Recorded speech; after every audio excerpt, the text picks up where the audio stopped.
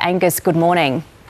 Good morning, Emma. How are you going today? Well, so you're concentrating on Queensland. What's going on there with the rain?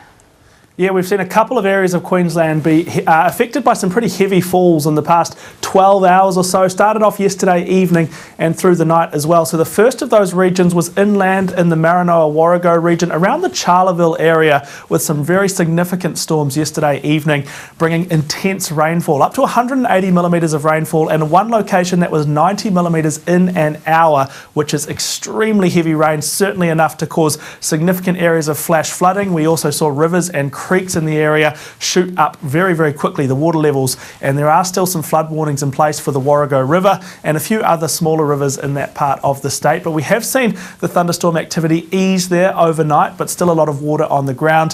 The other area that we've been watching really closely through the night last night was the Central Coast around the Mackay region, where there has been some heavy rain, still a heavy rain warning in place.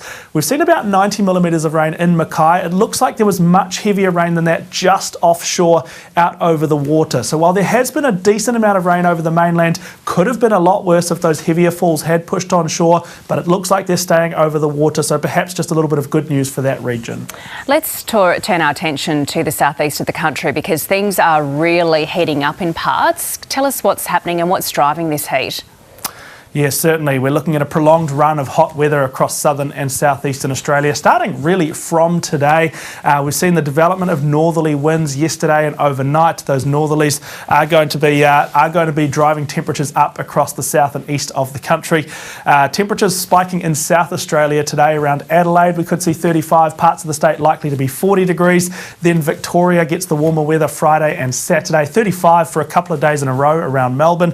Tasmania also seeing temperatures between 5 and 10 degrees above average, and then through the weekend into early next week it'll be more New South Wales ACT seeing the warmer weather over the next couple of days. But broadly speaking, a prolonged run of warm conditions has led to the first heatwave warnings being issued for the southeast of the country this season. At the moment we're seeing those heatwave conditions being met in eastern Victoria around the Gippsland area, but I think through the day today we could see further heatwave warnings issued for southern parts of New South Wales as the far southeast of the country does see those temperatures spike at least 10 degrees above normal for the time of year. Angus, what are we likely to see in terms of fire danger ratings? So I guess a little bit of good news compared to the last couple of times we've had hot, windy, dry weather. We've seen those widespread, high, extreme fire dangers. The wind is not anticipated to be as strong. Even though we're getting very hot and relatively dry conditions in the coming days, it does also require that wind to really whip up before we see those widespread extreme fire dangers. So no doubt about it, we will be seeing high fire dangers across large parts of South Australia, Victoria and New South Wales. We might see 1 or 2 districts reach that extreme fire danger rating as well, but for the most part just the high fire danger this week. Okay, well that is some good news, especially after those 80 odd fires in Victoria last weekend. Angus, thanks very much for joining us as always. Thank you.